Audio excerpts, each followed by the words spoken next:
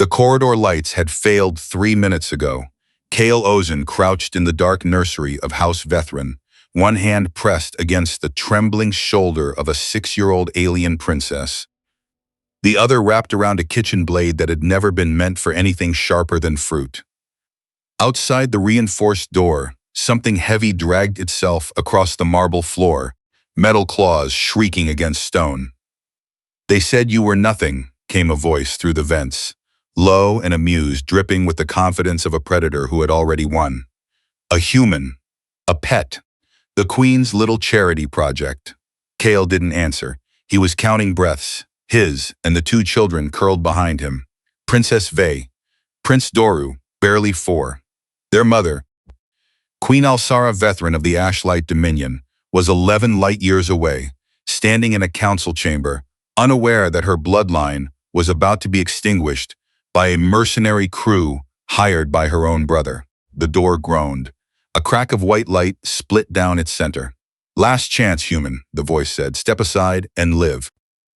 Kael Osen, 28 years old, former field medic, current nanny to 2 children who were not his own species, tightened his grip on the blade and did not move. "No," he said simply. The door exploded inward.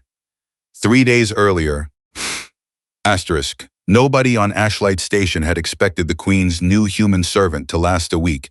Kael had arrived aboard a refugee transport 18 months prior. One of nearly 4,000 humans displaced when a mining accident, later proven to be sabotage, collapsed the atmospheric dome over New Cascadia, Earth's first off-world colony. He had no formal royal training, no diplomatic credentials, nothing but a medical certification, and hands steady enough to stitch a wound in 0 gravity. Queen Alsara Vethryn had visited the refugee processing center out of political obligation, expecting nothing more than a photo opportunity for the Dominion news feeds. Instead, she found a human, thin, exhausted, uniform still stained with someone else's blood, working through the night to save a forensic engineer nobody else would touch because forensics were, by Dominion custom, considered unclean laborers unworthy of medical priority. "You would waste resources on a forensic?" she had asked him. More curious than accusing, Kael had looked up, blood on his hands, exhaustion in his eyes. "I don't know what a forensic is, ma'am. I just know he's dying and I can stop it." She hired him that night, not as a soldier, not as a diplomat, as a caretaker for her children, because, as she told her horrified advisors, "I want my children raised by someone who does not know how to look away." The Vethryn court had never forgiven her for it.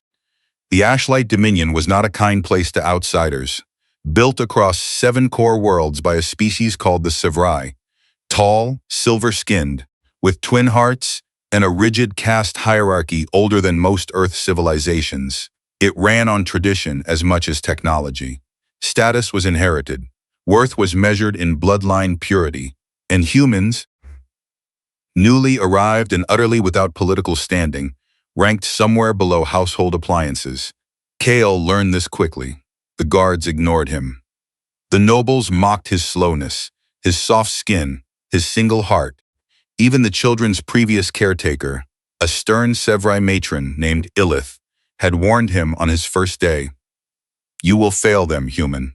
It is only a matter of time before they see what you truly are." But something strange happened over the following months. Princess Vey, sharp-tongued and suspicious of everyone, began seeking him out during storms. The crashing electrical weather of Ashlight's upper atmosphere terrified her, and no one else had ever simply sat with her until it passed, saying nothing, just present. Prince Doru, quiet and prone to nightmares about the assassination attempt that had killed their father 2 years prior, started falling asleep only when Kael hummed old Earth lullabies through the nursery comm. Kael never asked for gratitude. He simply showed up.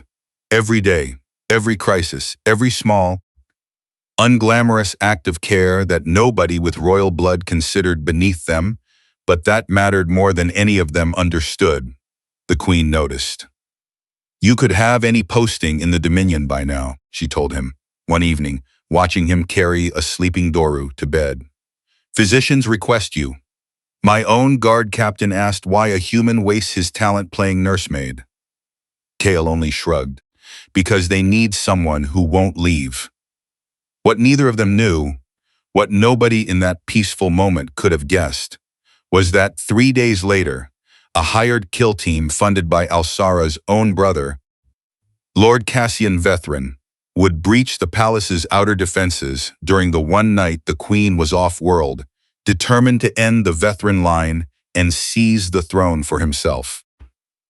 And the only thing standing between two frightened children and a squad of professional killers would be a human servant with a fruit knife, and a promise he had never spoken aloud, but had meant since the day he arrived. "I will not look away," the mercenary, who kicked down the nursery door, called himself Drag, a Corvith bounty hunter, four-armed, armor-plated, with a reputation across 3 systems for never failing a contract. He had killed diplomats. He had killed generals. He'd never once expected resistance from a species he considered biologically inferior in every measurable way. That arrogance would cost him. Kael didn't charge. He didn't have the strength or the weapons for a fair fight, and he knew it. Instead, he used the one advantage he had. He knew this room better than any intruder ever could. 18 months of pacing these floors during nightmares, of memorizing every shadow while children slept, had taught him things no combat manual would. He threw the room into motion. A shelf of toys crashed sideways into Drake's lower legs. Not enough to injure a four-armed killer in full armor, but enough to stagger him half a second.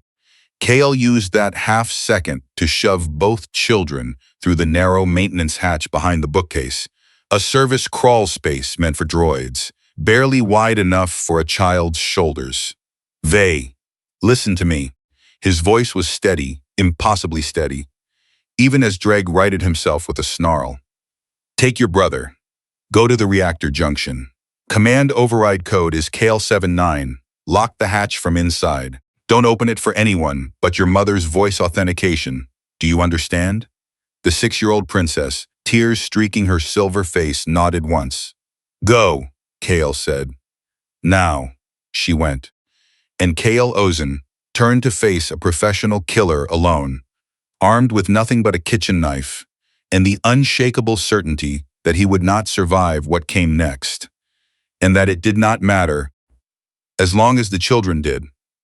What Drag didn't know, what nobody in the mercenary crew had bothered to research, because who researches the biology of a servant race, was that humans, for all their physical disadvantages against Sevrai and Corvith alike, possessed something the Dominion's rigid caste warfare had bred out of its own soldiers centuries ago.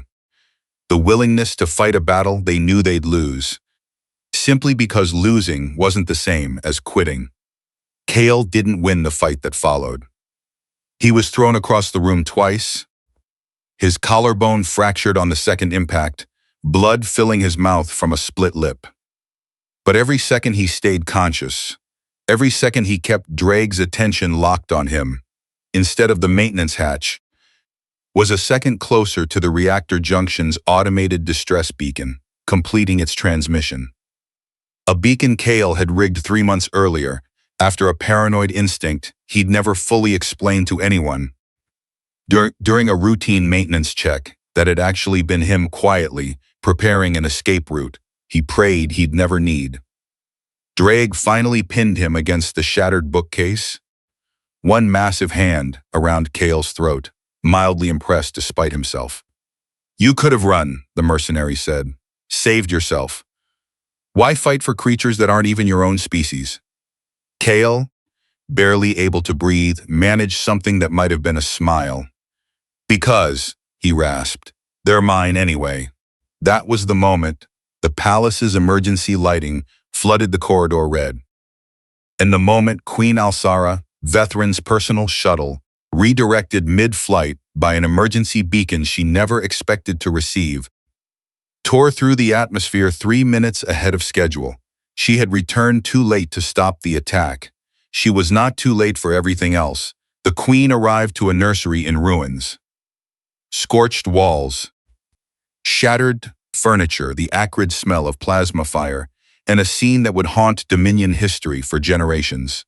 Her human servant, broken-ribbed and barely conscious, still standing between an unconscious Drake and the maintenance hatch, refusing even now to move, as if his body hadn't yet received the message that the threat was over.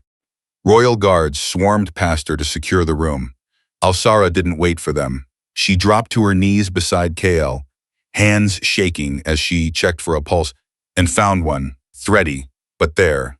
The children, Kael whispered, eyes barely open. Reactor junction, voice lock. They're safe. I know, Alsara said, voice breaking in a way her court had never once heard. I heard them on the comm. They're safe because of you. It took Vey nearly a full minute of hammering the hatch release, sobbing her mother's authenticated voice command through tears, before the children emerged and ran, not to their mother first, but to Kael, wrapping thin arms around a man twice their size, refusing to let go, even as medics tried to lift him onto a stretcher. Lord Vethryn was arrested within the hour, his coup collapsing the moment his hired killers failed to deliver 2 small bodies as proof of success. The Dominion Council, forced to reckon with the fact that a lesser species servant had single-handedly preserved the royal line, their entire caste system, claimed only HFY nobility could protect, opened an inquiry that would eventually reshape immigration law across all 7 core worlds. But none of that mattered to Kael, 3 weeks later, recovering in the palace medical wing. When Queen Alsara entered alone and sat at his bedside without a single guard or advisor present, something no HFY monarch had done for a servant in the Dominion's recorded history. I came too late, she said quietly.